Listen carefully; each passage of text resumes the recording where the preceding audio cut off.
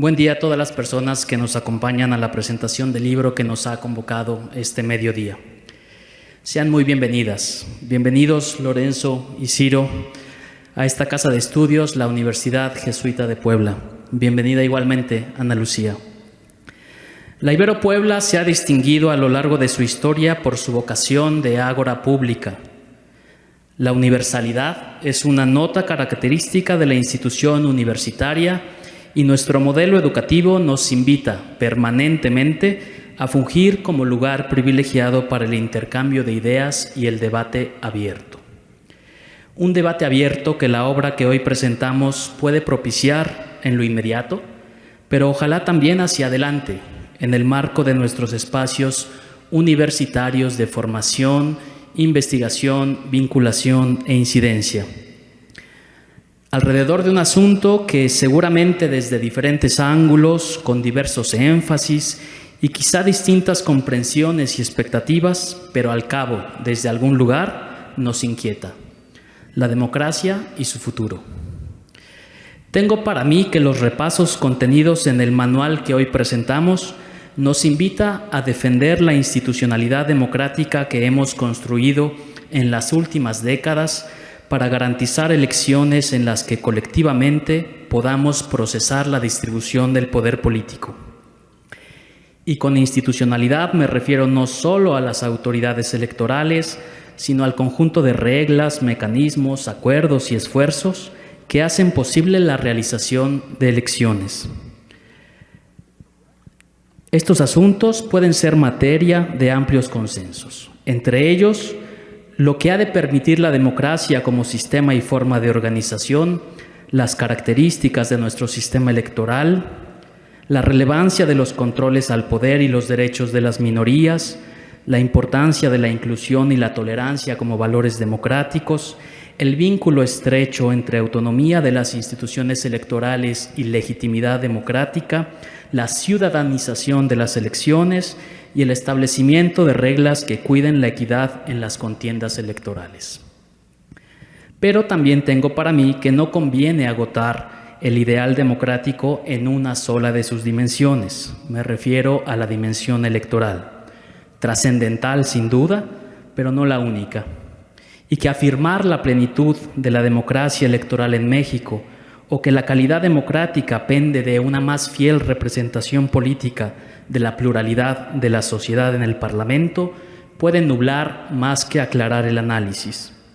Sobre todo porque, como lo ha reflexionado recientemente el profesor Adam Przeworski, con más preguntas que respuestas en su texto Las crisis de la democracia, detrás de los procesos de desconsolidación, declive o erosión democrática, habría que situar las razones de un descontento social generalizado con las instituciones representativas. No entretengo ahora con los datos que dan cuenta del malestar que ya no es solo en contexto democrático, sino con la democracia misma, pero son de fácil acceso y de vasta evidencia. Nos indican que la democracia, nuestras democracias, han de ser revisadas y repensadas. Porque siguiendo al politólogo polaco, la persistente y creciente desigualdad de nuestras sociedades explica en buena medida la crítica populista a las instituciones representativas. Retomo el hilo abierto. Si hay un espacio propicio para la expresión plural, ese es la universidad. Por ello, en medio de un contexto social de alta efervescencia, atravesado por la polarización política que vivimos como país, la universidad está llamada a abrir sus puertas a diversas miradas e interpretaciones de la realidad en una atmósfera de escucha activa y de respeto.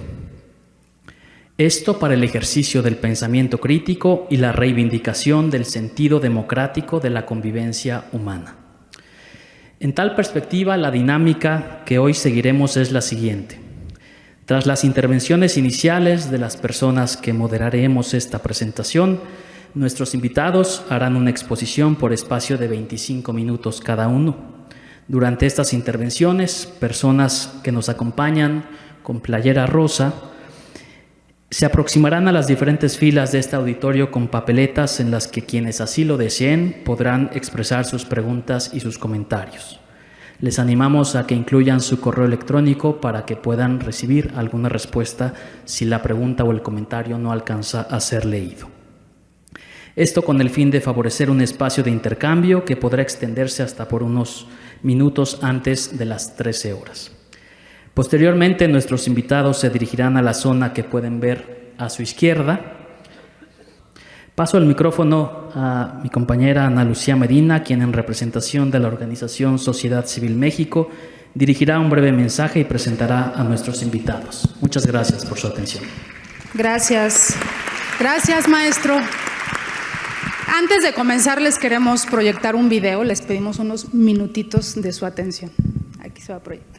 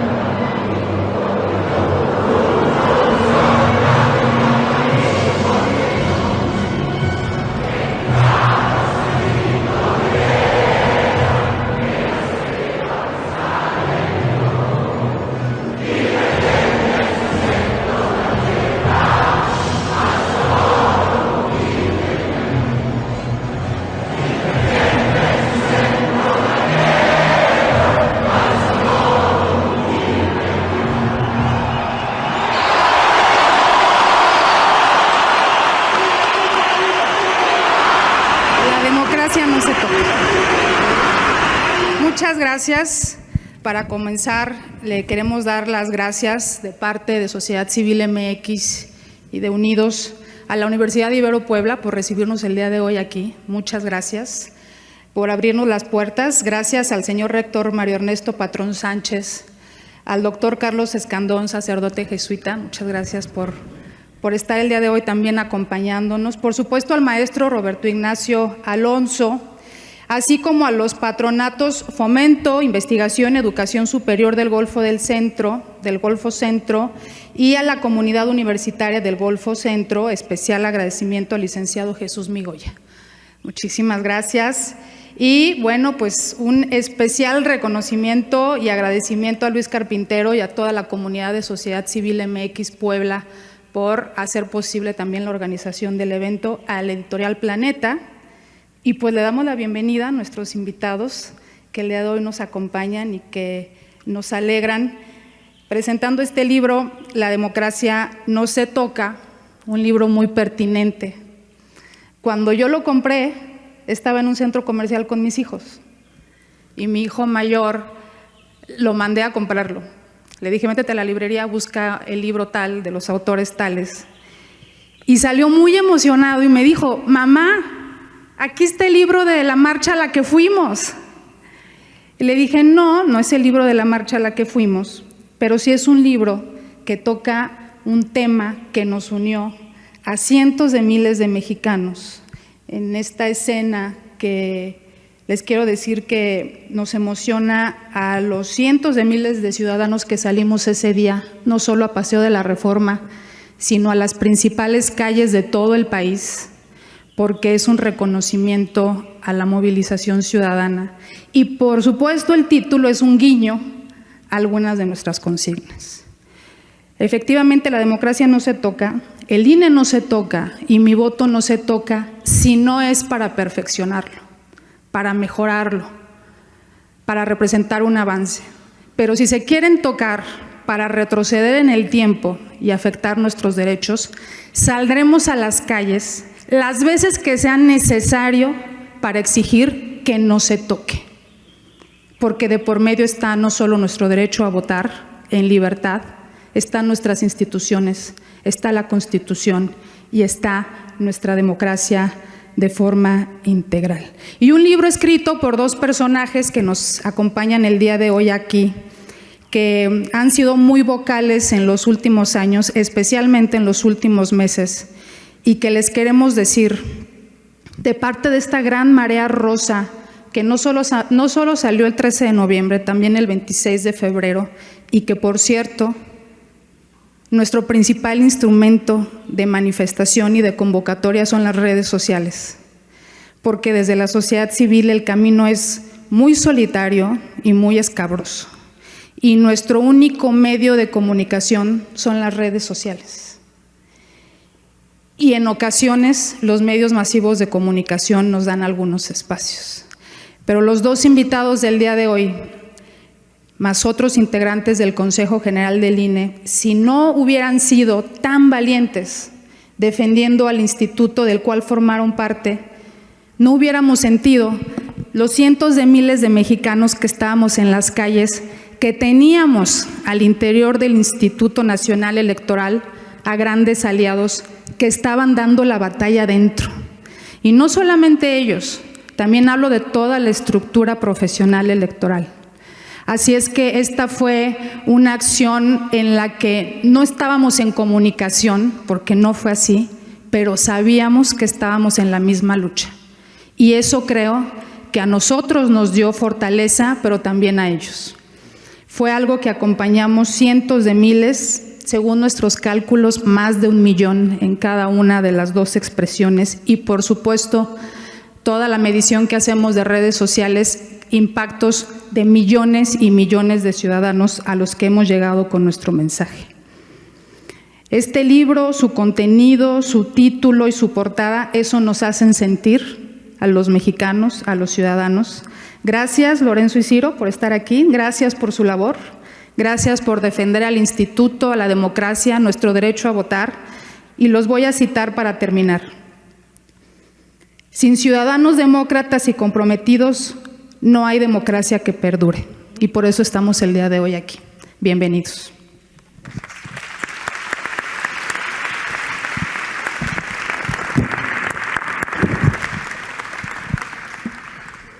Gracias, es la palabra con la que debemos empezar el día de hoy. Gracias a la Ibero Puebla, a esta universidad por su hospitalidad, por supuesto a sus autoridades, profesores, estudiantes.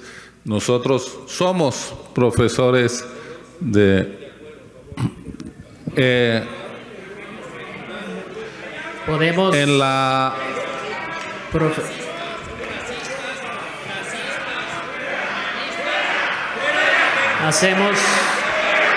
Hacemos un llamado. Podemos en la... Hacemos un llamado, por favor, a todas las personas que nos acompañan en este auditorio a privilegiar el diálogo en condiciones de respeto y de cordura, por favor. Hacemos un llamado, por favor, a todas las personas simpatizantes o no de los planteamientos que aquí se van a exponer, a que por favor nos conduzcamos en un marco de respeto y de cordura. Gracias. Iba a decir, y lo voy a hacer, que nosotros somos profesores universitarios. De hecho, venimos de CEU, de Ciudad Universitaria, en la Ciudad de México. Justamente ahí nos quedamos de ver cuando Lorenzo acababa hoy su clase. Y pues las universidades son ese espacio privilegiado para la reflexión, para generar y transmitir conocimiento crítico, para cultivar la ciencia, las humanidades, desde el pluralismo y la tolerancia. Así que gracias a la Ibero por darnos esta oportunidad en la que podemos expresar nuestros puntos de vista y escuchar puntos de vista también contrarios. Las universidades son un espacio de tolerancia que hay que preservar y reivindicar en época de intolerancia y autoritarismo. Así que gracias por recibirnos, gracias por propiciar este diálogo, esta conversación. Y también quiero empezar ofreciendo una disculpa porque por una confusión nosotros creímos que la presentación empezaba a las 12. Entonces estamos muy apenados con todos y cada uno y una de ustedes por haberles hecho esperar. Somos muy respetuosos del tiempo de ustedes, que además nos han obsequiado algunas de sus horas para compartir esta mañana, así que una enorme disculpa de haber sabido, pues hubiéramos estado antes. Llegamos con media hora según nosotros de adelanto y fue de retraso. Perdón de verdad. Bueno, voy al grano y déjenme contarles un poco, Ana Lucía, la génesis de este libro. Hace poco más de un año, este es un libro que nace de un espacio de libros, como le pasa a los libros. Los libros son hijos de otros libros y los libros inculcan otros libros. El pensamiento genera pensamiento, reflexión. Estábamos en la Feria del Libro de Guadalajara, ese magnífico evento cultural que tiene nuestro país, y estábamos conversando con los editores de Planeta sobre los riesgos de la democracia en nuestro país a la luz de lo que estaba ocurriendo en diversas naciones. Habíamos visto cómo ya ese año, estamos hablando de diciembre de 2021, pues una turba asaltó el Capitolio en Washington para desconocer la elección que había ganado John Biden.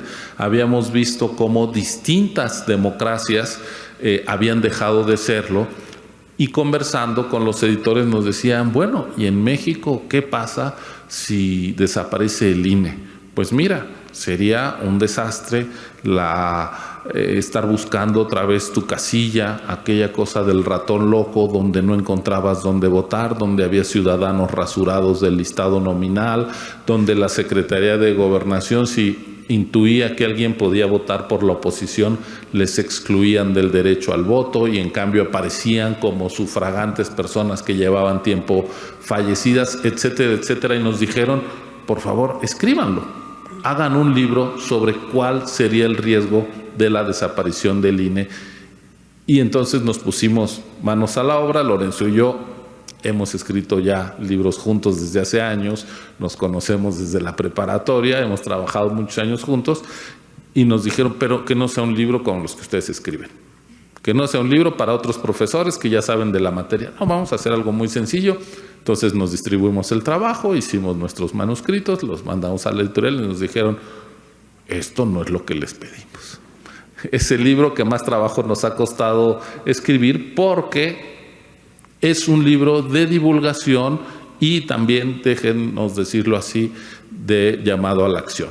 Al final lo concebimos como un manual de uso y defensa de la democracia que nació de la preocupación en una coyuntura en donde en el mundo está llegando a las playas de las democracias el tsunami del autoritarismo. Y eso es lo que quisimos escribir. Desde la preocupación, un llamado para preservar lo que con tanto esmero y dificultad logró construir la sociedad mexicana a lo largo de décadas.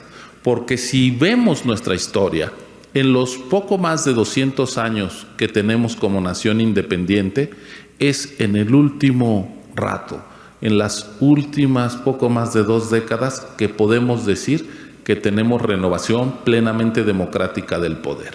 Esto quiere decir que la democracia no está en el ADN de la República. Y no quiere decir, como algunos lo tomaron a mal, ¡ay, claro, esto es racismo porque no somos demócratas! No, es reconocimiento de nuestra historia y conocimiento de la misma. Durante el siglo XIX, pues era en el campo de batalla donde se definía quién gobernaba este país. Era a punta de cañón y de escopeta cómo se definía al gobierno. Era un campo de batalla literalmente.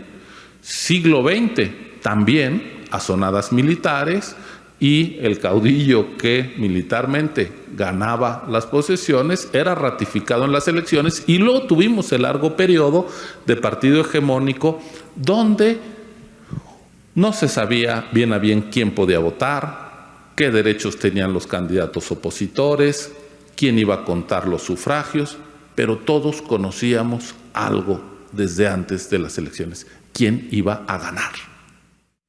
Era un expediente simplemente testimonial para ratificar a quienes ya estaban en el poder y a quienes el dedo del presidente había favorecido para que gobernaran al resto de la gente.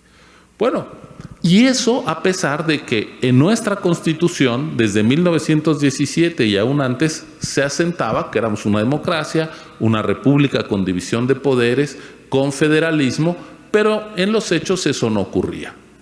El presidente, centro de todo el control, tenía a todos los senadores, a los 64, todavía en 1988.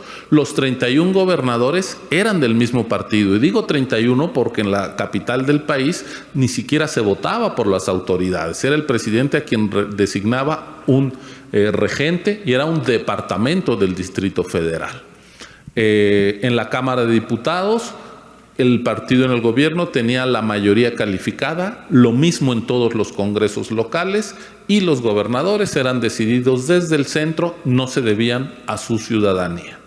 Bueno, llegamos a tal extremo de divorcio entre lo que decía la Constitución y lo que pasaba en la realidad, que piensen ustedes que después del movimiento estudiantil del 68, un claro reclamo democrático que acabó con una de las acciones más lamentables del autoritarismo y más criminales, que fue la represión a los estudiantes, lo que siguió fue una década de convulsión política, movimientos en las universidades, creación de sindicatos, tendencia democrática con los electricistas, incluso movimientos guerrilleros en zonas rurales, a Genaro y Lucio en Guerrero, la Liga 23 de septiembre.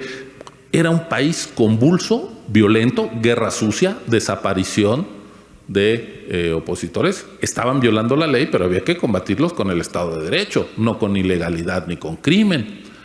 Bueno, ese era el México que estaba en las calles, en las ciudades. ¿Y qué pasaba con el México de las elecciones? 1976, un solo candidato a la presidencia, como si este fuera el país de la unanimidad, de la paz, de la obediencia, cuando no era así. Fue necesario entonces que iniciara un cambio político, una apertura democrática, y poco a poco, con la movilización de oposiciones, de la sociedad civil, con el pluralismo que fue permeando lentamente a los medios de comunicación. Primero los escritos, surgieron distintas revistas, periódicos, publicaciones marginales, después llegando a algunos canales, a estaciones de radio, en fin.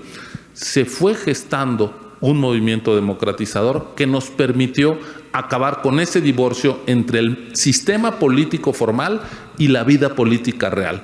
Y entonces, después del 88, a golpe de reformas electorales, la sociedad fue colonizando con su voto y el respeto al sufragio los espacios de representación. Se empezaron a dar las primeras alternancias. Baja California en 1989, más adelante, cuando ya se crea el Instituto Federal Electoral y se le da plena autonomía en 1996, y además se equilibran las condiciones de juego, porque pues ya se empezaba a respetar el voto a inicio de los 90, pero el partido que gobernaba gastaba el 80% del financiamiento de las campañas, 4 veces más que toda la oposición junta. Entonces, pues lo que había eran unas condiciones asimétricas de la competencia.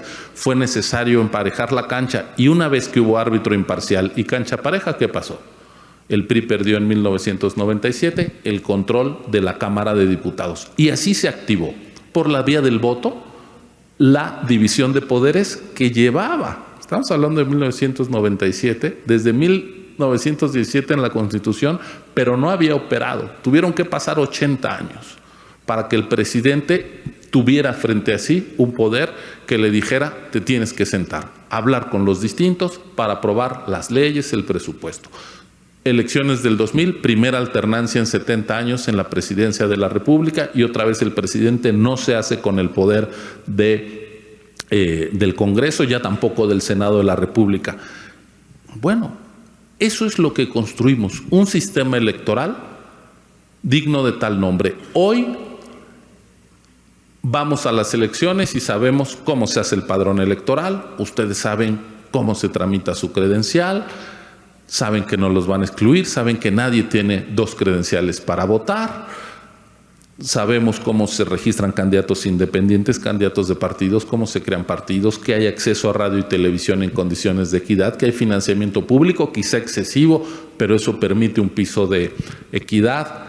Hay múltiples certezas. Saben que el día de la votación van a encontrar a sus vecinos y vecinas que fueron sorteados y capacitados, contando sus votos, llenando las actas de su puño y letra. Ustedes mismos han sido funcionarios de casilla, les consta la limpieza y la pulcritud con la que se lleva a cabo la votación y el conteo de los sufragios. Pero tenemos una enorme incertidumbre: ¿quién va a ganar? Y esa es la única incertidumbre legítima en democracia, porque la palabra la tiene la ciudadanía votando en secreto y en libertad. Bueno, para eso sirve nuestro sistema electoral. Y ahí están los datos. De 4 elecciones presidenciales que llevamos en este siglo, en 3 ha perdido el partido que gobernaba. Es más, en las últimas 2 elecciones, quien gobernó quedó en lejano tercer lugar, en 12 y en 18. Muestra de que el gobierno ya no controla las elecciones. Y si nos vamos a lo que pasa en las entidades, en los años que nosotros fuimos consejeros del INE, y ya el INE se hizo cargo a partir de la reforma de 2014 de la instalación de todas las casillas en las elecciones, también locales, no solo las federales, nos tocó organizar 56 elecciones de gubernaturas. Es decir, prácticamente se renovó todo el país 2 veces. De esas 56, ¿en cuántas ganó el gobierno? En 17. Perdió el gobierno que estaba en 39, un índice de alternancia del 70%. Eso quiere decir que quien gobierna tiene el doble de posibilidades de perder que de quedarse. ¿Por qué? Porque la ciudadanía se volvió experta en usar su voto como un instrumento de castigo a gobiernos que no le cumplen, sean del color que sea. Bueno, ahí está la demostración de que nuestro sistema electoral está permitiendo la renovación pacífica, institucional, democrática del poder. Y esa es una construcción colectiva que, lamentablemente, siendo una de las pocas cosas que funcionan en nuestro país, se puso en riesgo con la propuesta del Plan A, que desaparecía el INE, que le regresaba al gobierno el control del padrón electoral y que fue derrotada efectivamente por la enorme movilización ciudadana del 13 de noviembre. Nosotros estábamos acabando el libro cuando se presentó la iniciativa de reforma Y no lo escribimos el libro ni contra el plan A ni contra el plan B, lo escribimos contra el autoritarismo, pero ahí se estaba concretando. Y yo estoy convencido que fue la movilización ciudadana lo que nos evitó caer en el peligro de perder las elecciones limpias y auténticas. No porque se haya movido al gobierno, no creo que la movilización haya persuadido a quien no quiere oír, pero sí persuadió a distintos actores de la oposición que estaban pensando ponerse de acuerdo a cambio de no sé qué para ir a esa reforma. Y les ató las manos, en particular de un partido. No entro en cosas que ustedes saben. Pero fue la movilización ciudadana la que blindó a nuestra Constitución, y de ahí surgió el plan B, que tiene unos disparates como el hecho de que ahora las oficinas, claro, no le quitaron el padrón al INE, pero entonces ahora los módulos se van a oficinas del gobierno, hacia resguardo de los presidentes municipales, nuestros datos personales sensibles, pues de ninguna manera. Pretenden que desaparezca la estructura territorial del INE, pues eso pone en riesgo la operación de las elecciones. Hoy tenemos la sana costumbre de que cada que hay elecciones, a la vuelta de nuestra casa encontramos una casilla con ciudadanos capacitados, ya decían nuestros vecinos. ¿Eso por qué es posible? Porque hay una estructura del INE permanente que conoce el terreno, que está entregando credenciales, y cada credencial tiene una dirección perfectamente georreferenciada, y así sabemos cuántas casillas instalar, en dónde podemos entrar. El INE puede entrar a cualquier parte de nuestro territorio nacional en estos tiempos de tanta inseguridad, donde no entran otras agencias del Estado mexicano. ¿Por qué? Porque hay una estructura de servidores públicos, bien lo decía Ana Lucía, son no solo los consejeros, no. Quien hace el trabajo y hace posible es la estructura profesional, y es esa estructura profesional que se organiza en 300 juntas ejecutivas distritales, las que el plan B pretendía destruir, despedir. Cuando todos llegaron a sus puestos por concurso público, son sometidos a evaluación todos los años, a capacitación. Nada de compadrazgos, amiguismos, lealtades políticas. Esa estructura que ha rendido cuentas una y otra vez es la que querían destruir. Venturosamente otra vez fue la movilización ciudadana la que logró persuadir de que este riesgo debía ser detenido.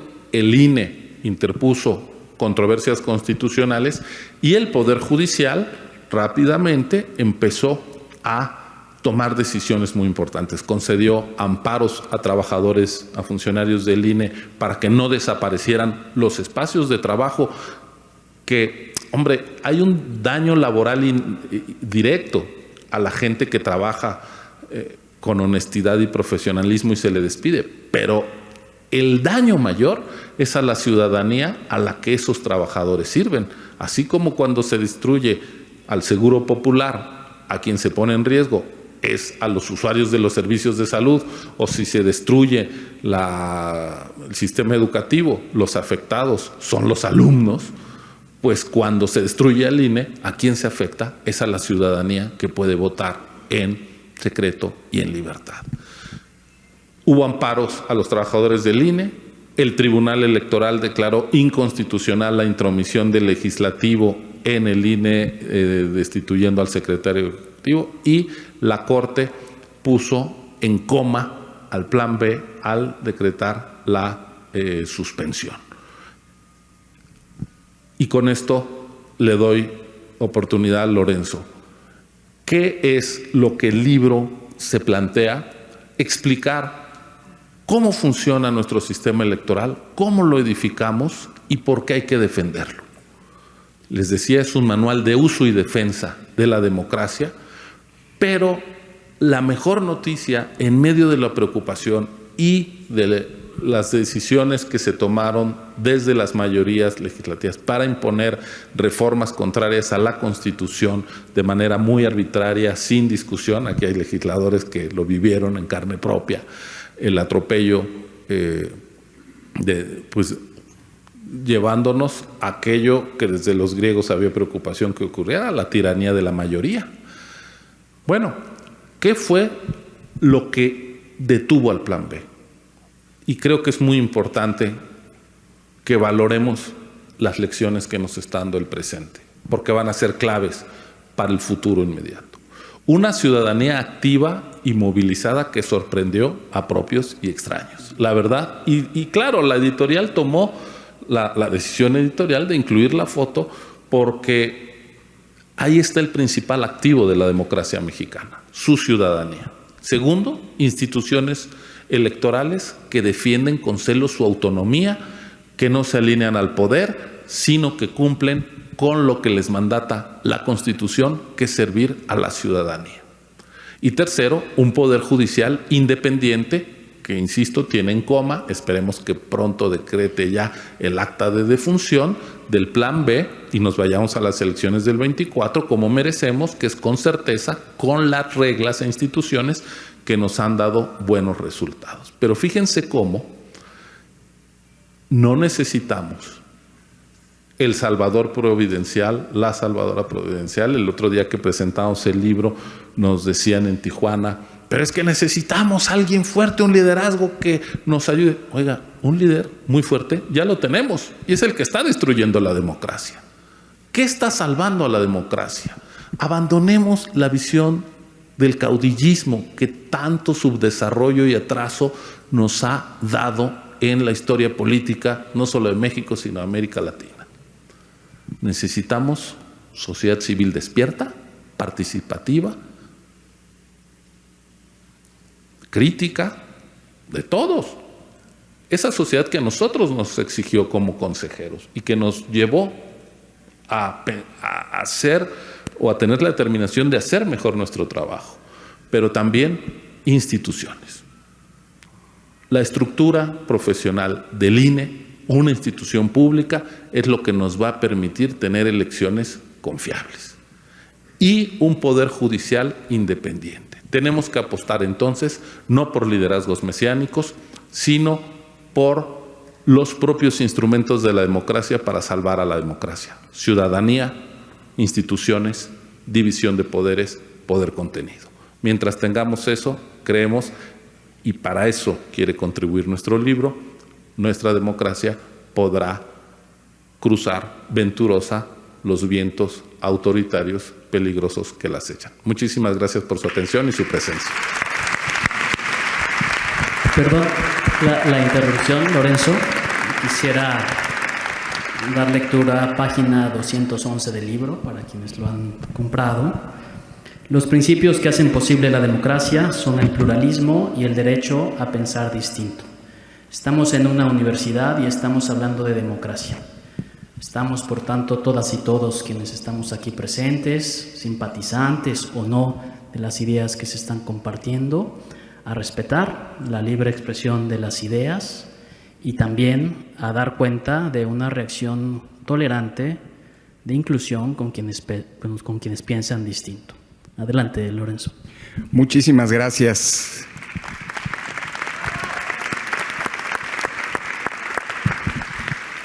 Muchísimas gracias. Es para mí un verdadero privilegio poder compartir este espacio con ustedes en una sede universitaria. No es la primera vez, debo confesar, que estoy en la Ibero de Puebla. En algún momento el Instituto de Investigaciones Jurídicas, mi casa académica, suscribió convenios de colaboración para cursos de posgrado. Acabo de regresar al instituto, no estaba enterado de que seguía activo el convenio, pero sí formé parte del claustro académico hace un par de décadas de la Ibero. Y ya que está activo, pues encantado, en algún momento volveré aquí. Hoy es un privilegio estar con ustedes para hablar con el pretexto de la presentación de este libro, cosa que agradecemos muchísimo. Yo también me sumo en principio a la disculpa que ya ofrecía Ciro. Pasamos de la satisfacción de llegar, pues queríamos a tiempo, con tiempo sobrado, a la vergüenza de haber llegado tarde. Una disculpa en este sentido, en fin, que se debe a un malentendido de parte nuestra. Quiero también, al iniciar, agradecer déjame decirlo así, iba a decir la generosidad, que sin duda lo es, pero la vocación universitaria de la Ibero Puebla al permitirnos presentar y discutir con ustedes que es el último libro que escribimos Ciro y yo juntos. En ese sentido, gracias al señor rector, a las autoridades académicas de la universidad y por supuesto gracias a Roberto y Ana Lucía por las palabras introductorias a esta mesa. Este es un libro que escribimos desde la preocupación, que no la desesperanza o la desesperación. Una preocupación, por cierto, que no es personal, que no fue en su momento institucional por quienes formamos parte de un órgano colegiado de dirección, de un órgano del Estado mexicano, el órgano garante de la democracia, el INE, ni siquiera con una preocupación como mexicanas o mexicanos, una preocupación global. Hoy la democracia no vive buenos tiempos, corren malos tiempos para la democracia en todo el mundo. Y nos toca a nosotros, por cierto, que el aforisma latino de Cicerón, ¿no? Mala tempora corren malos tiempos para la democracia, no se concrete con la segunda parte del aforismo. Sed peiora parantur, decía Cicerón. Corren malos tiempos y vienen unos peores.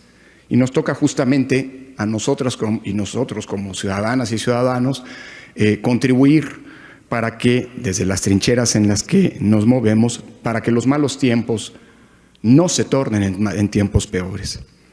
El punto es que la democracia está viviendo momentos difíciles en todo el mundo.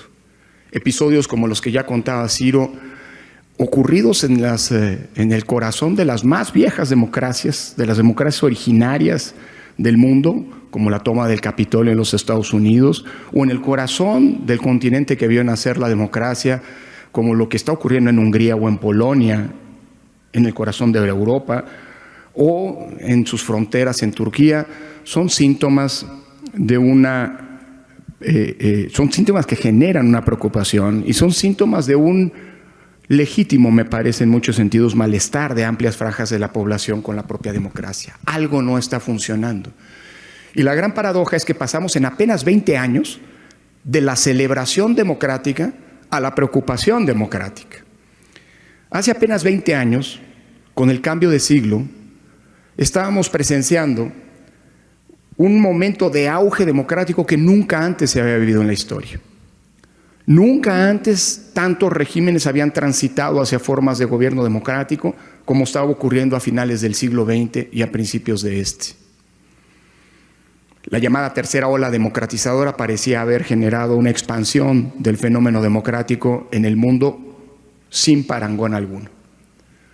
Aquella oleada democratizadora que comenzó en el sur de Europa en la primera mitad de los años 70 con la revolución de los claveles en Portugal, la revolución de los coroneles, la rebelión de los coroneles en Grecia, o la muerte del dictador y el cambio radical de régimen que en España ocurrió con la Constitución de 78, rápidamente contagiaron otras zonas del mundo en lo que se conoce por algunos teóricos como la tercera ola de democratización. América Latina, el sureste asiático, incluso países de la región árabe estrenaron democracias. Los índices de desarrollo democrático revelan que nunca antes en la historia de la humanidad, como a finales del siglo pasado, había tantos regímenes democráticos. Hubo incluso algunos ilusos que llegaron a preconizar el fin de la historia. La democracia liberal triunfó sobre los totalitarismos, se acabó la historia. Quien incurrió en esa ilusión bien pronto tuvo que tragarse sus palabras porque surgieron nuevas expresiones de autoritarismos como los nacionalismos, como los fundamentalismos religiosos que evidenciaron que a la democracia no hay que darla por sentado y que la democracia siempre convive con un ambiente hostil. Pero nadie habría pensado hace 20 años que apenas 2 décadas después estaríamos viviendo una preocupación global de la democracia, muy distinta de la que ocurría hace apenas 25 o 30 años. En aquel entonces, en los 90s, los estudios de la teoría política se enfocaban al análisis de los temas de la transición y en pensar cómo podía lograrse que las nuevas democracias, incluyendo la nuestra, pudieran consolidarse efectivamente. Pero nadie había pensado que las viejas democracias del mundo estarían en riesgo. Y hoy, del peor modo, sabemos que lo están. La democracia vive tiempos complejos. Enfrenta una serie de fenómenos, de desafíos que ponen en riesgo, ya no como coyunturas en algún lugar en específico, sino de manera global, esta forma de gobierno, que por cierto es la única forma de gobierno que ha inventado la humanidad para que la disputa por el poder ocurra de manera pacífica y no de manera violenta. No hay otra. Y aquí sí Churchill tenía razón. Puede ser la peor de las formas de gobierno si excluimos a todas las demás. Esa forma, esa conquista civilizatoria, insisto que vivía un momento de bonanza, apenas 20 años después está en crisis. Y está en crisis porque hoy está enfrentando una serie de problemas que ya no son problemas de coyuntura o problemas de alguna región en específico. Son problemas globales. Entre estos elementos de crisis, entre estos desafíos con los que las democracias tienen que hacer las cuentas, hay por lo menos 5 que ocurren en mayor o menor intensidad en todo el mundo. En primer lugar, un malestar con los precarios resultados que los gobiernos democráticamente electos han arrojado. Y eso es algo que tenemos autocríticamente que ponderar. Porque el malestar que aqueja a las democracias, el malestar con las democracias, es absolutamente legítimo. Y hay una serie de problemas estructurales que no se han logrado resolver, al contrario, si vemos los datos reales, los datos ciertos, no los otros datos, se agravan en el mundo. Problemas como la pobreza, nunca antes se había generado tanta riqueza en la historia de la humanidad y nunca antes había habido niveles de pobreza como los actuales, la desigualdad, la corrupción, la impunidad y la violencia, que en algunos casos, como lamentablemente en nuestro país, es absolutamente intolerable. Y nos está llevando incluso a niveles en los cuales hemos normalizado la violencia. Hoy mataron nada más a 20 personas, como si eso fuera tolerable. Ese es el caldo de cultivo en el cual están germinando ese malestar y del cual se aprovechan esas pulsiones autoritarias que en todos lados, con mayor o menor intensidad, pero en todos lados están presentes. Quienes explotan ese malestar que es legítimo. Y no condenemos el malestar está allí y más nos vale reconocerlo si queremos defender a la democracia. Porque la democracia tiene que hacer las cuentas con esos problemas estructurales que afectan todos los ámbitos de la vida social y no se van a resolver mirando para otro lado. En segundo lugar, la crisis de credibilidad de las instituciones democráticas por excelencia, partidos políticos y parlamentos. Y aquí invito haciendo una pausa, a una reflexión autocrítica. ¿Cuántos de nosotros, cuántos de los que estamos aquí no hemos en los últimos 20 años contribuido a ese descrédito? ¿Cuántos no criticaron, criticamos no, pero me sumo en la autocrítica? ¿Cuántos no criticaron la figura de la representación proporcional? Por cierto, proveniente desde el poder democráticamente electo hace 20 años. Es que los diputados de representación proporcional no los elige nadie, los designan las dirigencias partidistas, como si a los otros no, por cierto. A esos no se les vota. ¿Alguno de ustedes se imagina cómo sería el Congreso actual sin diputaciones de representación proporcional? El partido mayoritario tendría el 80% de las curules, aunque el partido mayoritario haya recibido solamente el 37% de los votos. Y como la contribución bien ganada, por cierto, pero a la crítica a los partidos, la falsa ilusión que representó en su momento las candidaturas independientes, el demagógico discurso de que hay que elegir a ciudadanos, no a políticos. Hoy sabemos del peor modo que quien hace política es político y que los arcángeles no están en la política. Esos hay que buscarlos en las iglesias y no sé si allí se los encontremos siquiera. En tercer lugar, la desinformación. La mentira no es un fenómeno nuevo, ha estado ahí acompañando a la política desde sus orígenes, pero la irrupción de las redes sociales y del Internet, la profusión del Internet, han hecho de la mentira un problema para todas las democracias, con el que las democracias tienen que hacer la cuenta y que no se va a resolver de manera autocrática cerrando la llave del Internet. ¿Cómo logramos hacer que estos mecanismos de comunicación, que en sí no son buenos ni malos, son herramientas que pueden usarse bien o mal, resultan funcionales y robustecen a la democracia? Ese es el gran desafío que hoy tenemos. En cuarto lugar, la polarización. Tampoco la polarización es algo ajeno a la política, ni mucho menos a la democracia. Cuidado. La democracia incluso encuentra en el ámbito electoral al cauce institucional, al espacio institucional para que esa polarización se procese. Hombre, hay que partir de un dejo de realismo. La lucha por el poder político no ha sido, no es, ni va a ser una cordial discusión entre caballeros ingleses en un salón de té de finales del siglo XIX. La lucha por el poder es descarnada, hay ciertas reglas y se vale, es más, es natural que la lucha por el poder converjan opiniones distintas, posturas radicalmente opuestas incluso. Las campañas electorales son ese espacio institucional. Las campañas electorales son los espacios precisamente para que los distintos partidos, las distintas candidaturas se contrasten, incluso hasta se descalifiquen dentro de ciertos límites en pos del voto ciudadano. El problema que hoy vivimos es que esa polarización está siendo aderezada por el valor antidemocrático por excelencia, la intolerancia. Y cuando polarización e intolerancia se conjugan, estamos frente a discursos, frente a actitudes que, por cierto, recuerdan peligrosamente las que antecedieron algunos de los peores experimentos totalitarios que ha vivido la historia de la humanidad en los últimos 100 años. Porque al de enfrente ya no se le ve como alguien distinto, que piensa distinto a ti, con el que tienes diferencias, pero al que le reconoces legitimidad, no solamente para coexistir, sino también para competir por el poder político. Lo empiezas a ver como un enemigo. Y al enemigo se le descalifica, se le combate, se le elimina. Lo que vimos hoy aquí es muestra, lamentablemente, de este fenómeno. Una muestra chiquita.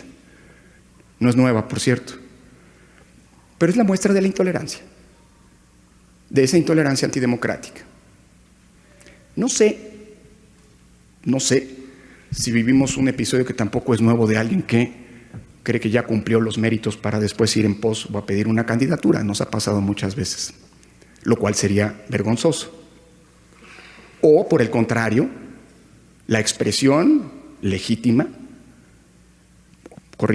la expresión verdadera, porque legítima democráticamente no lo es, en términos democráticos, la expresión verdadera de alguien que se siente legitimado de decirle al de enfrente: tú no cabes aquí. Este es nuestro país, nuestra universidad, nuestro auditorio, y tú no tienes cabida. Porque si algo implicó la conquista de nuestra democracia, fue el reconocimiento y el derecho de todas y todos los mexicanos, sin importar lo que pensemos y en lo que creamos, de decir: esta es la casa común, aquí cabemos todos. Y en una universidad, más todavía. No es nuevo. Ya me han dicho a mí que no tengo cabida en la UNAM. A mí que hasta desde la guardería he estado en la UNAM, ¿no? Que soy hijo de universitarios y que he dedicado mi vida y seguiré dedicándola a la universidad. Y se vale pensar distinto. Eso es lo que implica la convivencia democrática. Lo que implica la polarización intolerante es que haya quien se siente el derecho, así sea un presunto derecho derivado de formar parte de una expresión políticamente mayoritaria, de decirle a los otros: tú no cabes aquí. Porque en ese momento se abonó el terreno, y no me estoy diciendo yo, lo estoy diciendo el que en muchos sentidos ha sido el autor intelectual de la transición mexicana, don Jesús Reyes Heroles, en el célebre discurso de Chilpancingo con el que explicó la reforma política de 1977, don Jesús Reyes Heroles dijo, y cito de memoria: quien no tolera incita a no ser tolerado, desatando la lucha de la fratricida intolerancia de todos, intolerancia de todos contra todos. Y eso es la mejor manera de despertar al México bronco y violento. Porque lo que sigue es la violencia. Si alguien se siente con la autoridad de decirle al enfrente: tú no cabes aquí, este no es tu casa, lo que sigue es que lo eche. ¿Cómo? A patadas. Pregúntenle a Matteotti lo que significa padecer en carne propia la intolerancia fascista. Matteotti, el gran diputado de izquierda italiano, muerto a palos por hordas fascistas que en algún momento se sintieron autorizadas a decir: tú no cabes aquí. Y finalmente, como otro elemento de expresión de crisis democrática,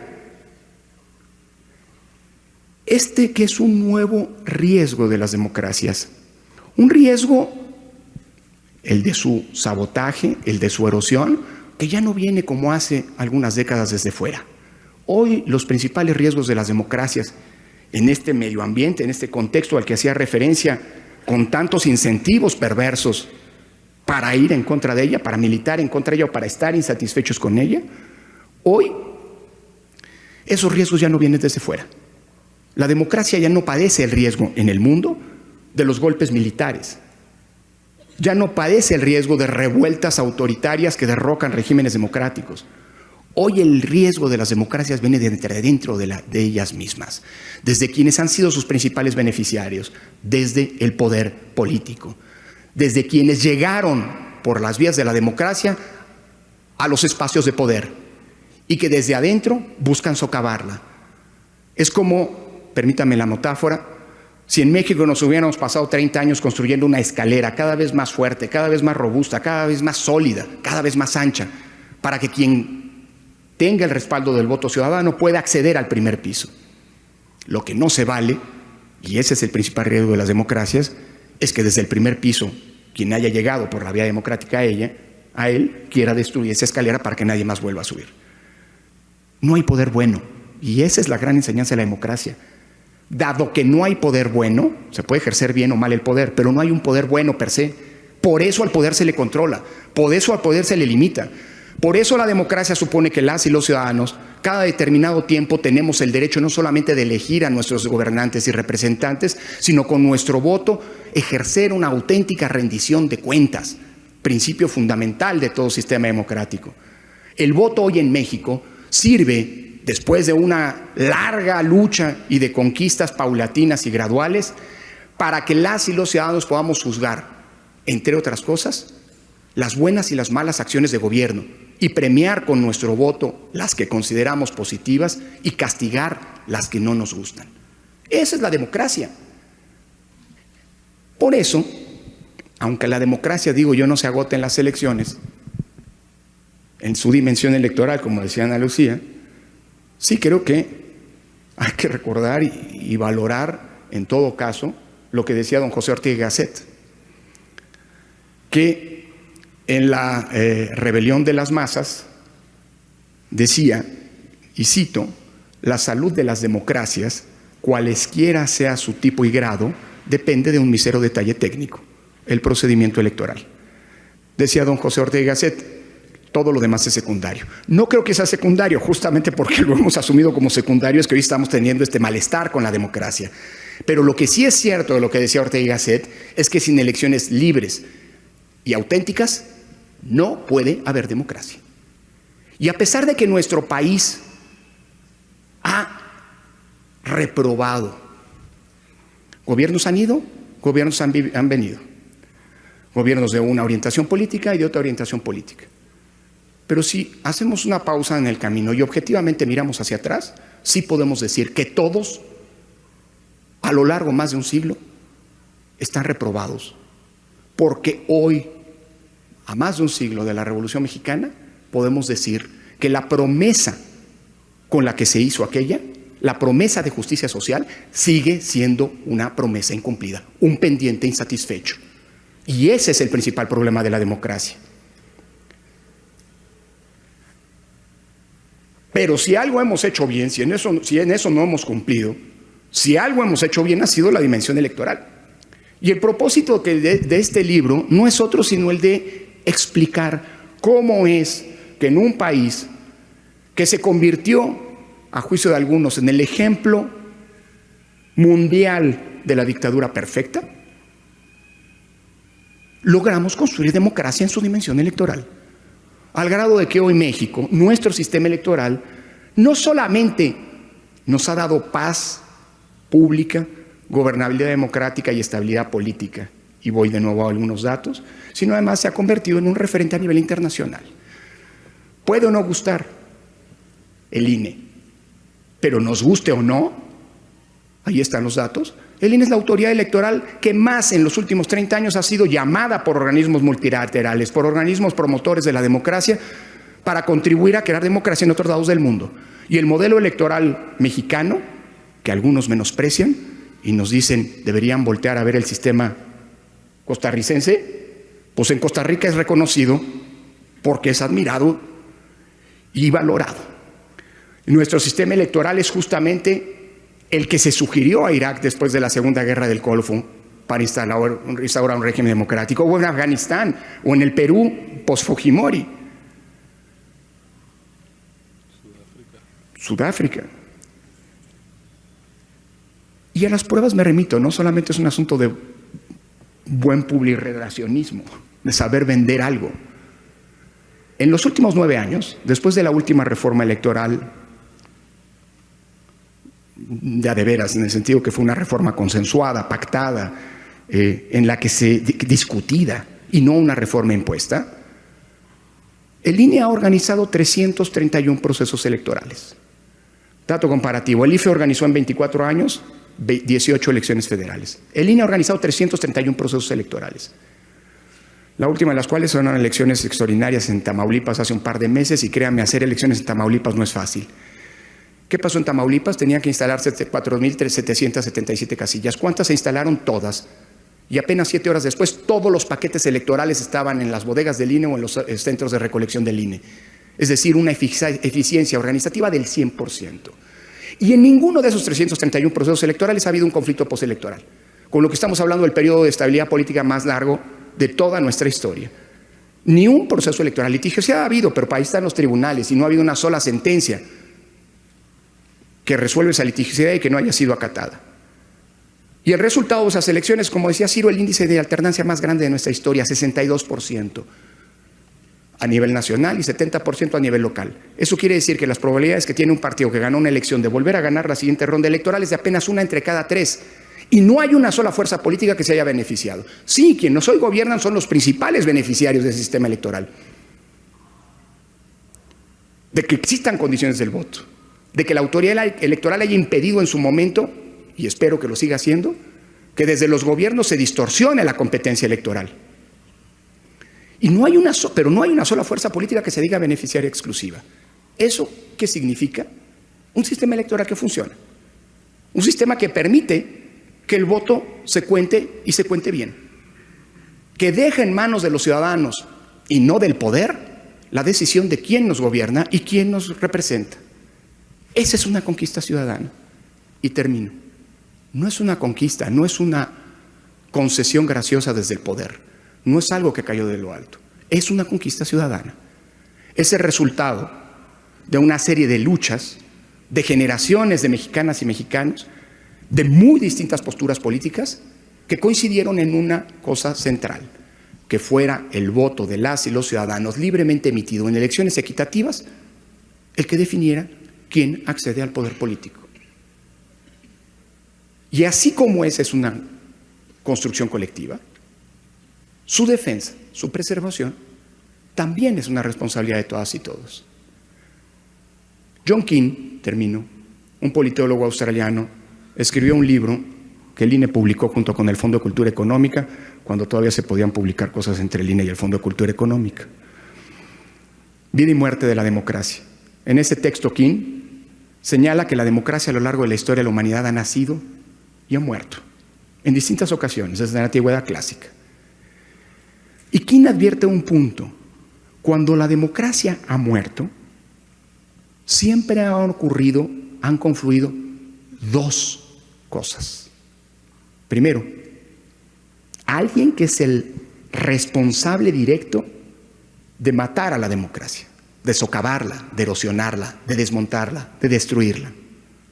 Ese es el culpable de la muerte de la democracia. Pero hay otro fenómeno que siempre, invariablemente, concurre cuando una democracia muere. Que hubo quienes, por desidia, por miedo, por desinterés, dejaron hacer al otro. Dejaron pasar el desmontaje de la democracia. Y esos son responsables de la muerte de la democracia. Termino diciendo esto.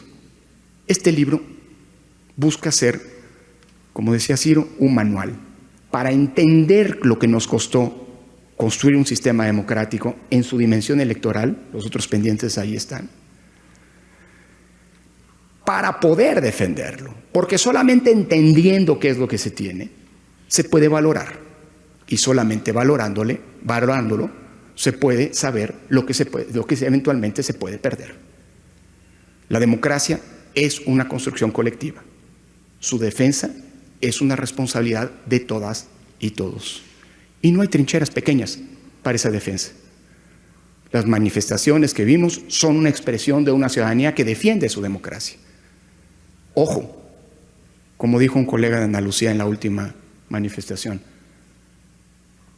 no se está defendiendo una postura política, no se está atacando a un gobierno o a una postura política, se está defendiendo el derecho de todos, incluso de quienes forman parte de la hoy mayoría, de poder votar en libertad.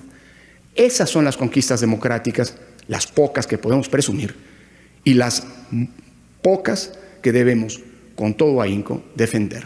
El propósito del libro, y en ese sentido es un texto militante, busca precisamente generar herramientas para que esa defensa colectiva sea más consciente, sea más eficaz, pero sobre todo sea más comprometida. Muchísimas gracias.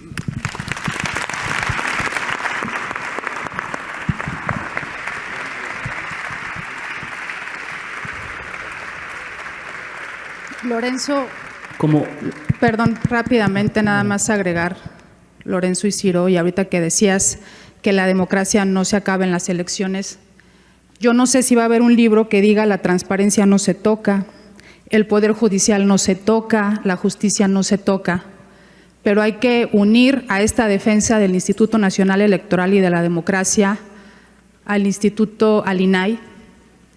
Hay que unir a esta defensa a ver si rescatamos la Comisión Nacional de los Derechos Humanos, que está colonizada. Hay que unir a esta defensa la protección de la Suprema Corte de Justicia de la Nación, que está bajo asedio cotidiano, y que afuera de sus instalaciones hay un plantón de provocadores, porros pagados, sabemos por quién, para atacar especialmente a la ministra presidenta y al resto de los ministros que han sido congruentes en sus posturas, en sus proyectos y en sus votos. Y hay que demostrarles que creemos en ellos, que confiamos en ellos y que también estamos en esta lucha por ellos. Así es que prepárense, porque probablemente en un futuro cercano tengamos que movilizarnos para proteger a la Suprema Corte de Justicia de la Nación. Así es que esta lucha democrática continúa, no termina. Si la Suprema Corte de Justicia suspende la segunda parte del Plan B, bueno, primero la primera parte y luego la segunda parte del Plan B, va a ser un gran triunfo, pero el asedio va a continuar y tenemos que seguir la ciudadanía, y hablo a nombre de las organizaciones de la sociedad civil y de una gran comunidad de ciudadanos preparados para lo que viene. Así es que este compromiso continúa y esperamos tenerlos a ustedes de aliados ahora que ya están fuera del Consejo General del INE en estas luchas. Bien, maestro. Como se informó, vamos a dar un espacio de intercambio a partir de las preguntas que nos han llegado, algunos comentarios también. Ya vieron que me hice un poco bolas con las papeletas, pero agrupadas están las primeras que llegaron. Y ya tuvo oportunidad Ciro de revisar algunas, entiendo que Lorenzo está en ello. Y me gustaría ir de lo particular a lo general respecto a 4 tendencias de preguntas. La primera tiene que ver con una decisión reciente del Instituto Nacional Electoral sobre el registro de una agrupación política nacional. En torno a ello hay 3-4 personas interesadas. También sobre la nueva gestión, la nueva conformación del Instituto Nacional Electoral. También allí hay unas 3 personas que coinciden en ese interés. Otro conjunto de preguntas que tienen que ver con la oposición, cuál es su expectativa sobre la oposición de cara a las próximas elecciones, e incluso les preguntan si estarán allí presentes o no ustedes dos en esas filas. Y bueno, preguntas más generales en torno a lo que le depara la democracia, pero que me parece que en esta segunda intervención ya fueron abordadas, más las que ya no alcancé a leer y que entiendo que ahora lo hicieron ustedes. Les propongo que en el mismo, bueno, aquí tenemos una pregunta también en una pancarta en la primera fila. Les propongo que tengamos una primera ronda de respuestas en torno a los intereses que se han vertido y si tuviésemos tiempo damos paso a una segunda ronda. Adelante. Gracias. Gracias. Gracias por... ¿Se oye ahí? Gracias por sus preguntas. Voy a empezar con la que nos muestran en alto y es qué democracia defendemos. Si alcancé a leer bien la de amigos de Fox y Pemex Gate. El primer libro que escribimos juntos, Lorenzo y yo, en 2006 se llama Elecciones, Dinero y Corrupción, Pemex Gate y amigos de Fox. Éramos profesores universitarios, antes habíamos trabajado como asesores en el IFE. Cuando el IFE sancionó la trama irregular de financiamiento de Pemex Gate y amigos de Fox. En ese libro nosotros contamos cómo desde el poder, primero, se urdió un desvío de recursos públicos de Pemex a su sindicato para llevar al PRI y también cómo el que era entonces presidente había tenido, Vicente Fox, un financiamiento irregular a su campaña. Esa sanción del IFE es histórica, nosotros no la votamos, no éramos consejeros, pero fuimos parte del equipo de asesores que trabajaron en eso. Entonces, sí, defendemos la democracia que evita la corrupción. Y así como nos tocó hablar contra el PRI y hablar contra el PAN, como consejeros votamos contra la trama de financiamiento irregular de Morena con el supuesto fideicomiso para ayudar a los damnificados del sismo de 2017 y que fue una operación de lavado de dinero vergonzosa. No tenemos cola que nos pisen. Hemos sancionado al PRI, al PAN y a Morena. Ahí está nuestra biografía. Dice su sueldo de 170 millones. Pues eso es falso, totalmente falso, totalmente falso. Ahí está la transparencia. Entren a la página del INE. A lo más que ganábamos con impuestos era cerca de 2 millones de pesos al año, no de 170 millones de pesos. Desde la sociedad también hay que saber decir la verdad. Voy a los temas que nos hicieron llegar.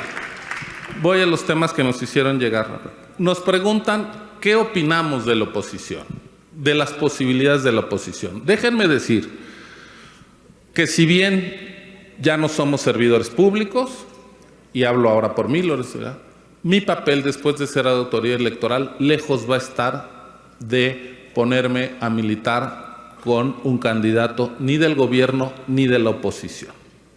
A diferencia de los infundios que nos hicieron, nosotros no militamos a favor de la oposición. Militamos a favor de la Constitución y contra el autoritarismo. ¿Qué va a hacer la oposición? Problema de la oposición. Nosotros hemos defendido las reglas del juego limpias y eso vamos a seguir defendiendo. Ahora, ¿tiene posibilidades de ganar la oposición? Eso lo determinará la ciudadanía con su voto. Pero una condición de toda elección democrática es que no se dé por descontado el triunfo del gobierno. De ese México veníamos, de ese México nos fuimos, del México que decía Fidel Velázquez, aquí llegamos por la revolución, no nos van a sacar por los votos. Y hoy hay quien dice, de aquí no nos vuelven a sacar, igual de autoritarios unos como los otros. Las elecciones son un juego abierto y si es abierto, Morena puede ratificar su triunfo y si lo hace respetando la ley, todos tenemos el deber de reconocerlo. Pero si las oposiciones se hacen con el triunfo, es deber de Morena, de sus dirigentes y de sus simpatizantes reconocer el triunfo de los otros. Veremos qué pasa. Pero la vocación democrática, la posibilidad de respetar la voluntad ciudadana es una obligación demócrata. Nadie puede decir que ya ganó las elecciones. Eso se decía en la época del autoritarismo. Ahora, nos preguntan qué puede pasar con el INE. El INE sigue bajo acecho. Nosotros sabemos lo que es ser autoridad electoral y cómo el gobierno te presiona. A nosotros, días antes de la elección de 2018, el PRI nos presionaba para que resolviéramos ya 3 días antes de la elección lo del fideicomiso ilegal de Morena para ver si le hacíamos un daño a López Obrador. No nos sumamos a la estrategia electoral del PRI. Teníamos que acabar la investigación y llevar con todos los elementos probatorios, y lo hicimos una vez que pasó la elección y no nos tembló la mano, aunque eso nos generó la animadversión del nuevo presidente.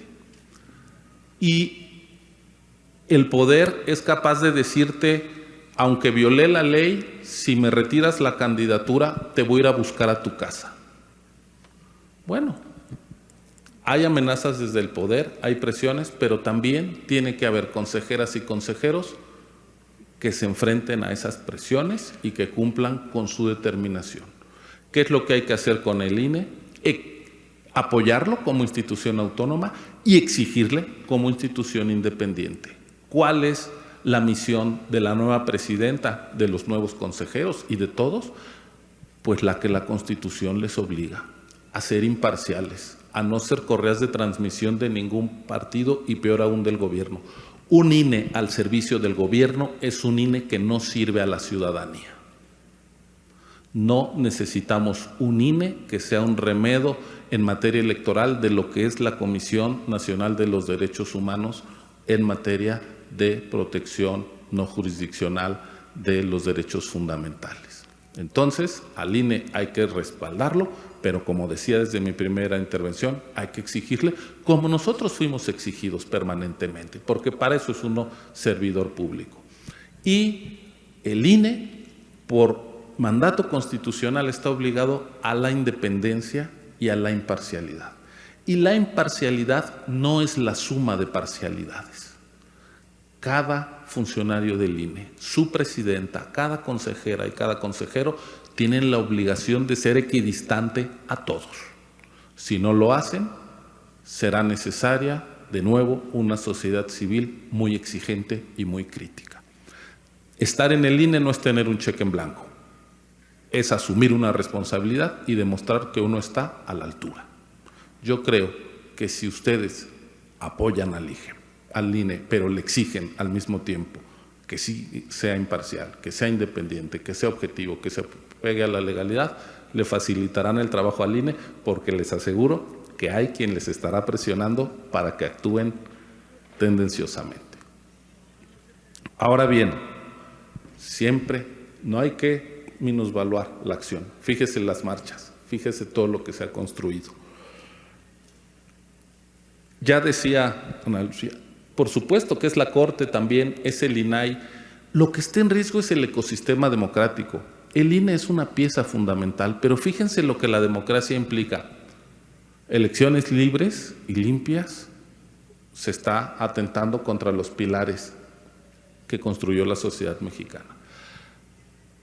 La democracia implica poder acotado, se está sometiendo al legislativo a prácticas totalmente ilegales, que sin quórum se modifican leyes. Al Poder Judicial se le ataca e incluso se le acosa física y violentamente a la ministra, que en efecto yo coincido, es inaceptable y la ministra debe tener el respaldo de toda la ciudadanía, de todo demócrata, y aunque no se esté de acuerdo en las decisiones de la Corte, ojalá haya pancartas así diciendo yo me deslindo de los violentos.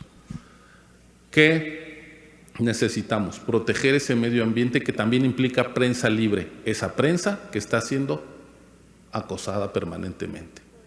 Bueno, es el ecosistema democrático el que está en juego y lo que necesitamos es, en efecto, una ciudadanía activa y participativa. Ya lo decía Lorenzo, cuando la ciudadanía le da la espalda a la supervisión del poder, es cuando los autócratas encuentran el terreno libre para hacer de las suyas.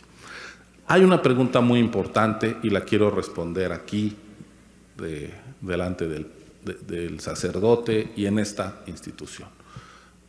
El laicismo es una condición de vida de la democracia y de la coexistencia civilizada. En el momento en que la religión invade la política, y más aún cuando el Estado puede perder su carácter laico, entonces se abre campo para las peores intolerancias. ¿Dónde son perseguidos los católicos? Donde no son mayoría, donde no son religión oficial. ¿Qué es lo mejor? Que el Estado no tenga compromiso con religión alguna, sino con las libertades de todos. Yo creo que lo mejor que le puede pasar a las iglesias es que se mantengan en el terreno privado de su doctrina, de la fe, y que la arena pública se separe de la religión. A Dios lo que es de Dios, al César lo que es del César, separación plena entre Estado y religión, entre política e iglesias. Nos preguntaban sobre el hecho de que la Luz del Mundo tenga una agrupación política. En su momento a nosotros nos tocó votar en contra. Por cierto, votamos contra la creación del partido de Felipe Calderón y no nos lo perdonan. Entonces eso de que uno está cercano a Felipe Calderón, pues es falso, porque cuando nos hemos encontrado sus simpatizantes nos reclaman de manera airada. ¿Por qué no se los dimos? Pues porque desde nuestro punto de vista no cumplieron los requisitos de ley. Y también nos opusimos a que partidos de corte confesional tuvieran registro. Lamentablemente el Tribunal Electoral le dio el registro al Partido Encuentro Social, pero luego la ciudadanía con su sabiduría le quitó el registro al no darle el 3% de los votos. Insisto, creo que el laicismo es una condición de democracia, de tolerancia y de convivencia civilizada, donde cabemos los que tienen una religión, otra y también aquellos que no tenemos alguna. Y finalmente, si la polarización está haciendo tanto daño entre nosotros, ¿qué sigue para cuidar a la democracia? Termino con esto. Hace unos días nos decían, es hora de que termine esta pesadilla, que regresemos al 30 de noviembre de 2018. Y dijimos, no. El México previo a 2018, en buena medida, es el que dio lugar a lo que estamos viviendo. E independientemente de los excesos que esté cometiendo el gobierno y de los malos resultados de las políticas, ahí están las cifras oficiales de que está creciendo el número de pobres en esta administración más rápido que en ningún otro momento de la historia. No podemos abandonar como sociedad la agenda de la cohesión social y de la equidad. Somos un país que ha vivido por muchos años con mucha condescendencia a la profunda desigualdad. Convivimos con la pobreza como algo dado y natural, y en un océano de desigualdad y de pobreza no hay democracia que pueda echar raíces firmes. O abandonamos la condescendencia con la desigualdad, con los privilegios, y nos volvemos una sociedad más solidaria, pero no por la vía de la caridad, sino por la vía como las sociedades se vuelven igualitarias, pagando impuestos más altos y redistribuyendo la riqueza. Claro, hoy no hay una sola fuerza política que hable de redistribuir a través de política fiscal, que es lo que han hecho todos los gobiernos de izquierda en la historia de la humanidad. Bueno, es que si no reivindicas la cohesión a través de los impuestos, no eres de izquierda, aunque digas que estás con los pobres. Porque estoy con los pobres, ¿quién va a decir que no? Pero tus políticas, ¿a quién están favoreciendo? Entonces creo que tenemos que plantearnos un escenario de reconciliación democrática, y esa reconciliación democrática pasa por retomar como principal cuestión de la agenda pública la cohesión social. Y cito a la profesora politóloga Nadia Urbinati en este fantástico libro que publicó Yo el pueblo, cómo el populismo transforma la democracia. Y dice, está hablando no de México, yo sí. Ella habla del Brasil de Bolsonaro, de la Turquía de Orbán, de Estados Unidos de Trump, de todos estos excesos en Polonia, en Hungría, en Filipinas, en fin. A esta enfermedad autoinmune de las democracias que es este populismo que estamos viviendo. La única manera de enfrentar seriamente al populismo no es pensar que hay que quitar a sus líderes, eso no basta. Lo importante es combatir las causas que lo hicieron posible. Y en nuestro caso es esa profunda desigualdad. Mientras sigamos siendo una sociedad tan escindida y sin cohesión social, estos peligros autoritarios nos rodearán una y otra vez. Muchísimas gracias por su atención.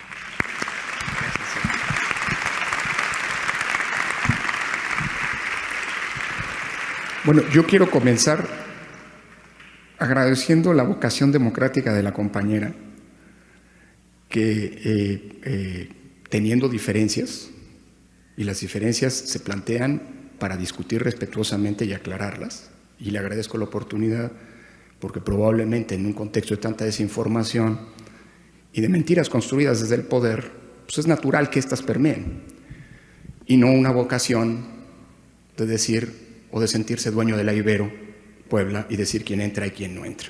Así que lo primero que quiero comenzar es agradeciéndote este ejercicio de democracia frente a muchos estudiantes. Se vale pensar distinto, se vale opinar distinto, pero yo te agradezco que te hayas esperado, nos hayas escuchado, te estés manifestando, poniendo tus puntos de vista y estés aquí escuchando.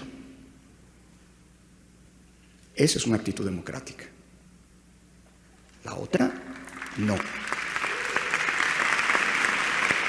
La otra es la actitud del que yo aquí hago lo que quiera y yo digo quién entra y quién no. El México es mío, no de ustedes. El México es de todos nosotros. Y en este sentido, como espacio universitario, la Ibero tiene cabida para todos los puntos de vista. Eso quiero comenzar agradeciéndotelo. Segundo, ya decía Ciro, hablaba de Pemexgate y amigos de Fox, pones Monexgate. A mí me han reclamado muchísimo, es que tú votaste en contra de Monex. Lo dice desde el poder, y es potente la voz del poder. Nada más que permítanme hacer y contar una pequeña historia. Yo era consejero del IFE, cuando el IFE tuvo que pronunciarse sobre el caso Monex. Y lamentablemente, la mayoría de los consejeros del IFE votaron por no sancionar. Y digo lamentablemente porque yo fui uno de los 4 consejeros, de los 9 que éramos entonces, que no solamente votó por sancionar el caso Monex, sino fui yo, y ahí están las versiones stenográficas, quien propuso la sanción y las razones de la sanción. Ni modo, perdí. Y lo digo en retrospectiva. Es una lástima que me haya quedado en minoría, pero bueno, pues así es la historia. Segundo, estaba del otro lado. Es un espacio académico, pero la academia y la seriedad no están peleadas con el buen humor, digo yo. Cada vez que el presidente de la República decía públicamente lo que según él yo ganaba, me metí en una bronca en mi casa, porque mi esposa me decía, oye, ¿y dónde está lo demás? Pues no, es que no hay demás. Perdón que lo diga así, y tal vez cruzo un poquito la línea, pero ya no soy funcionario público, así que les pido también un poquito de condescendencia. Yo no soy diputado y tengo empresas de consultoría en mi estado. No dije que fuera en Puebla, Yo no soy diputado y tengo periódicos que, por cierto, constituyen los periódicos locales que más financiamiento público reciben en términos de propaganda de la actual administración. Y no estoy diciendo que haya sido el estado del presidente, ni mucho menos un diputado que no le gusta dar la mano. Nosotros como funcionarios públicos, yo nunca dejé de dar clase en la universidad. Para mí es un privilegio dar clase en la universidad, es una responsabilidad y una obligación. Pero no pude cobrar porque la Constitución lo prohibía. Y está bien que haya ciertos funcionarios a los que se les prohíba cobrar. ¿Por qué? Porque son responsables de tomar decisiones como árbitro. A mí me gustaría que la transparencia, que cualquiera puede constatar, el INE todavía hoy es la institución más transparente y es en la que más fácil de todo el Estado mexicano, y por supuesto muchísimo más que el gobierno, uno puede saber cuánto gana un funcionario. Intente saber cuánto gana un funcionario del gobierno, porque hay declaraciones que se han hecho públicas de altos de secretarios y secretarias de Estado que nos revelan que su principal fuente de ingresos es privada. ¿Y de dónde? Ah, no, es que eso es privado, entonces no tienes que saber. Híjole. El doble discurso a mí me molesta mucho en ese sentido. Por cierto, la parte de atrás. No, en el INE, no, sí, parte la fue encantado. En el INE nadie incumplió la Constitución como se dice, ¿eh? Nada más que la Constitución hay que leerla. Sé que hay que leerla y hay que leerla completa. Es muy larga nuestra Constitución. Y sé que hay diputados, hasta ministros de la Corte que no acaban de leer la Constitución completa. Pero es bueno leerla completa. ¿Qué dice el artículo 127 constitucional? Que ningún funcionario en el Estado tendrá una remuneración mayor a la del presidente de la República. Remuneración, no sueldo, ¿eh? Y si uno lee la Constitución, va a ver que la Constitución dice que es remuneración. Y remuneración son sueldos y salarios, prestaciones y bienes materiales o en especie que recibe por concepto de la función el funcionario de que se trate. La Cámara de Diputados, esta legislatura y la anterior, desde hace más de 4 años han violado una orden de la Constitución, de la Suprema Corte de Justicia, que les ordena calcular la remuneración del presidente de la República. ¿Y sabe por qué no lo han hecho? Porque la remuneración del presidente de la República no es la que se dice. Porque no, han hecho público el sueldo, no la remuneración. Y no, a nosotros nos pagaban todo lo que se le paga al presidente de la República, que debería contabilizarse, y en ese momento, ¿por qué no se ha hecho? Y déjeme adelantar una hipótesis, porque se caería la mentira que se ha venido vendiendo desde hace meses, años. No, dudo mucho que en el país haya funcionarios públicos que tengan una remuneración por su función pública mayor a la del presidente de la República. A mí no me pagan nunca me han pagado ni habitación, ni servicio doméstico, ni tampoco tengo afanadores militares como hoy sabemos que tienen otros funcionarios, etc. Y perdón que me meta en esto que puede parecer mezquino, pero eso es parte de lo que está envenenando la democracia, a la discusión pública. Y yo no estoy culpando a quien crea legítimamente que lo que se dice desde el poder pues es lo que es. Pero una vocación democrática es no confiar y seguir ciegamente lo que se dice del poder. Por eso es importante la información, por eso es preocupante que un órgano que nos garantiza que haya información, por eso es preocupante que un órgano que sí sirvió en el pasado y nos sirvió muchísimo.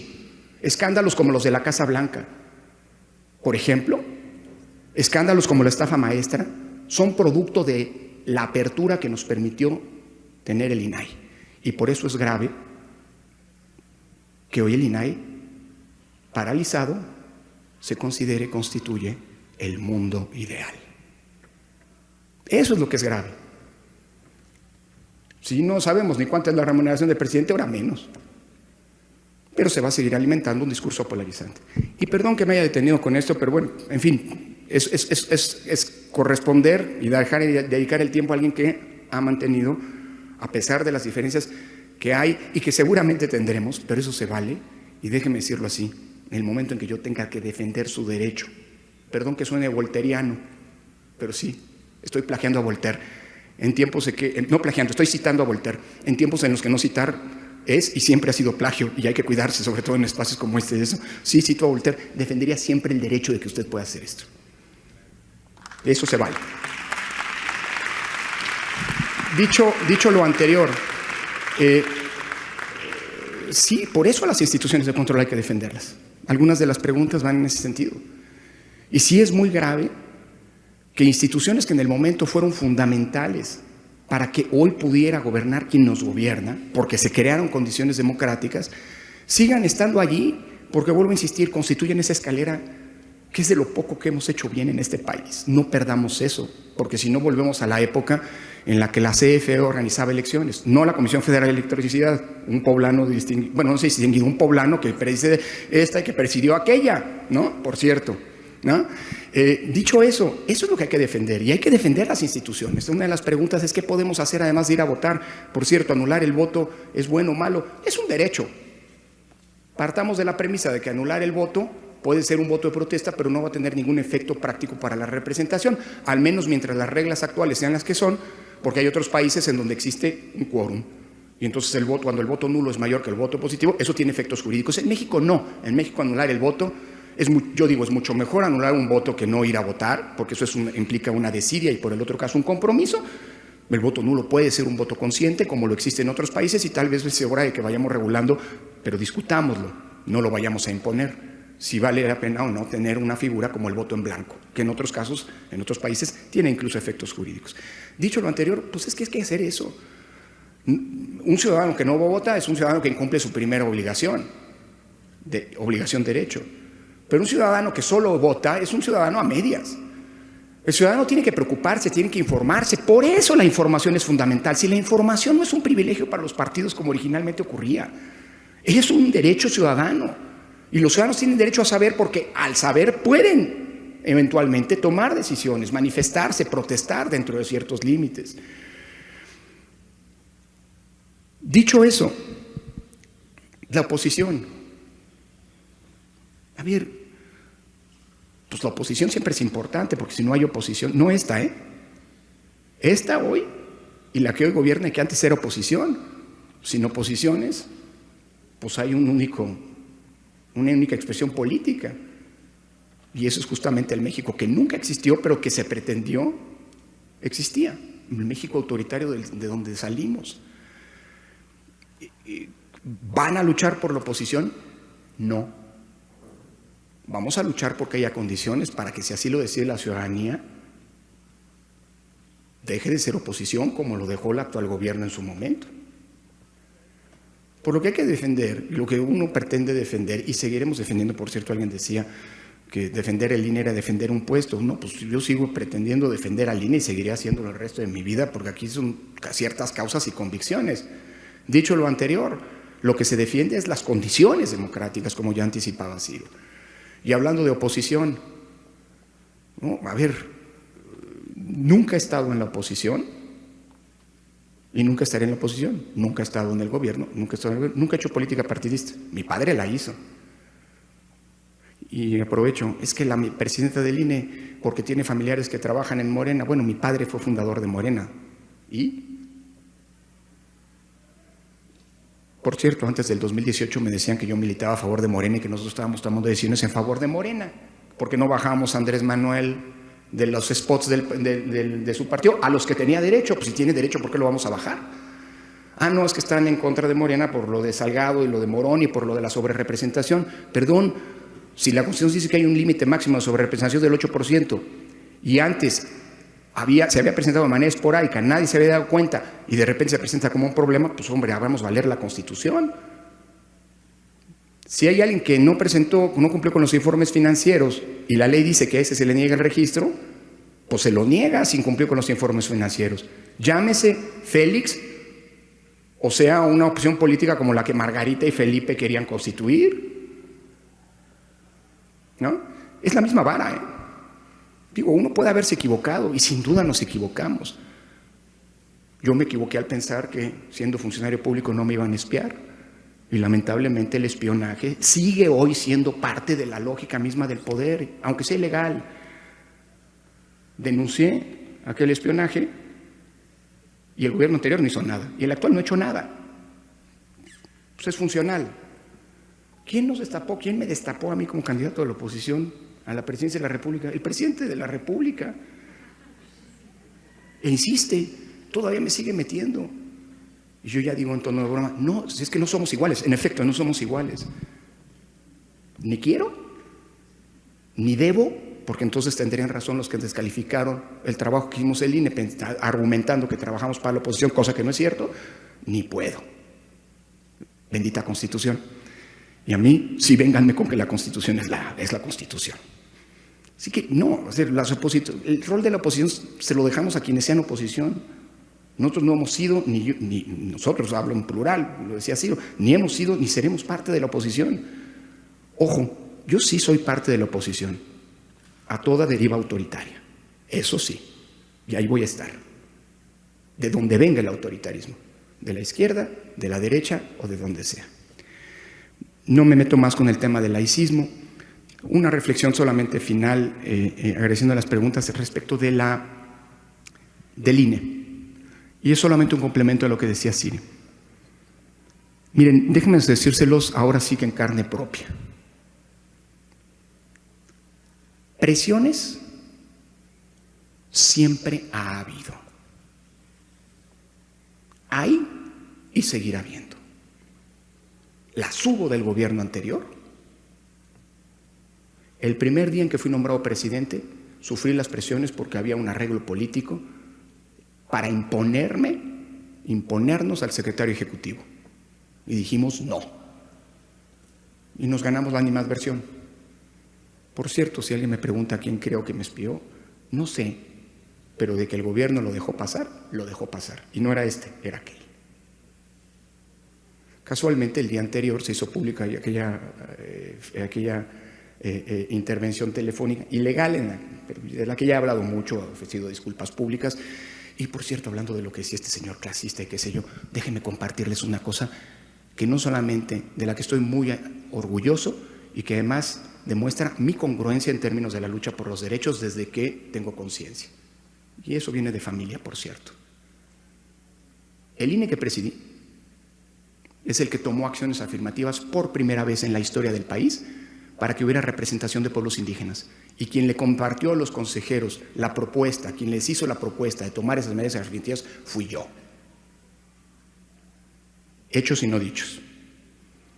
Bueno, casualmente el otro gobierno, o la filtración, se hizo el día anterior que íbamos a multar a un partido, que no voy a decir que era el Partido Verde, con una multa, bueno, ya lo dije, ¿no?